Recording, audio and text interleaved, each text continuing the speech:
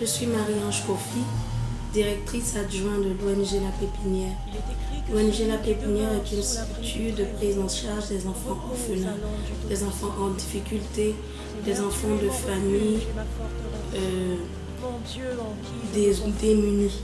Voilà. Donc l'ONG est une structure qui encadre ces enfants-là, leur permettant d'avoir accès à l'éducation, à la formation, d'avoir accès aussi à une aide qui permet à certaines personnes, déjà par les AGR, de commencer des activités qui leur permettent de pouvoir agir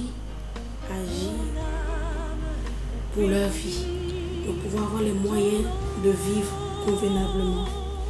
On a donc l'ONG à 3 grands secteurs: l'éducation, la formation professionnelle et la santé. L'éducation, c'est l'école primaire de la maternelle au primaire, c'est-à-dire de la petite section au CM2.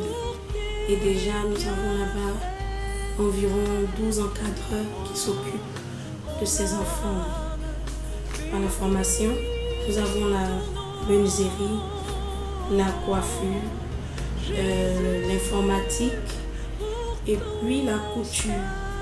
Alors là-bas, les jeunes en difficulté, les jeunes qui n'ont pas les moyens de s'inscrire dans les autres centres de formation, ils viennent avoir la formation à des coûts vraiment, je vais dire le coût, ce n'est pas un coût en réalité, c'est plus une participation.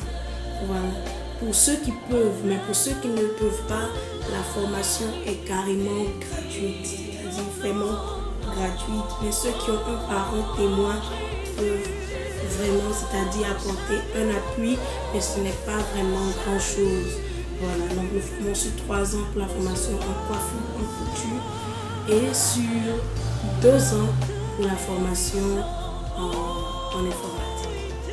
Au niveau de la santé, il s'agit du dispensaire Agnès. Le dispensaire Agnès était d'abord pour nos enfants.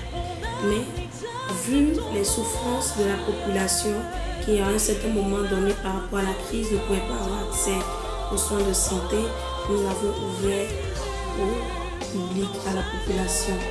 Donc ici nous recevons les malades, mais la consultation ne coûte que 500 francs CFA.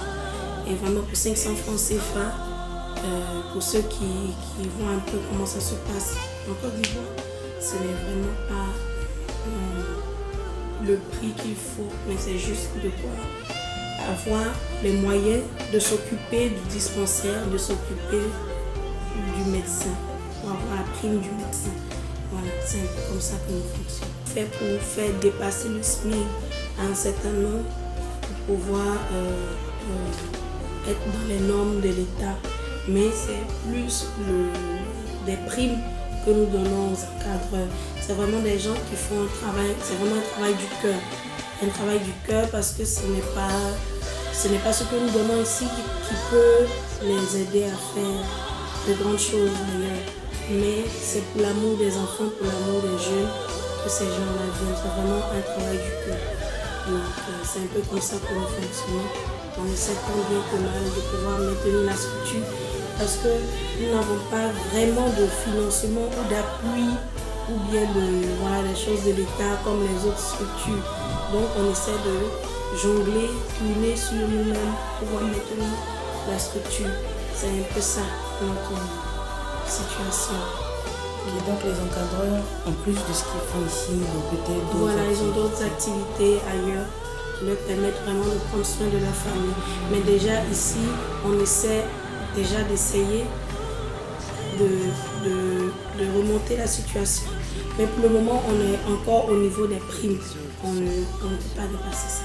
Parce que nous ne prenons rien avec les enfants, ils n'ont pas grand-chose.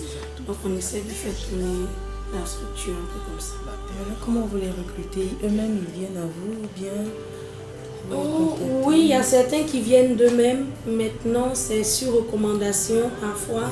Quand on voit un artisan, surtout au niveau de la formation, qui a un travail qui est attrayant, si je peux dire comme ça, qui fait du bon travail, on essaie de voir s'il ne peut pas accorder 1 heure ou 2 à nos enfants pour essayer de les former. Maintenant, il y a des encadreurs qui sont permanents. Aussi, on procède de la façon suivante. Quand on forme un jeune qui a un bon niveau, quand on dit un bon niveau, je veux dire qui a un talent, vraiment un bon talent bien caché, qu'on a réussi à faire sortir, on prend ce même jeune-là pour transmettre le savoir à ses petits frères, à ceux qui ont. Donc déjà, c'est des gens qui vont prendre la première année et puis leur apprendre ce qu'eux, ils ont appris, ainsi de suite. Donc c'est un peu un travail à la chaîne que nous faisons. Merci beaucoup, madame. Merci.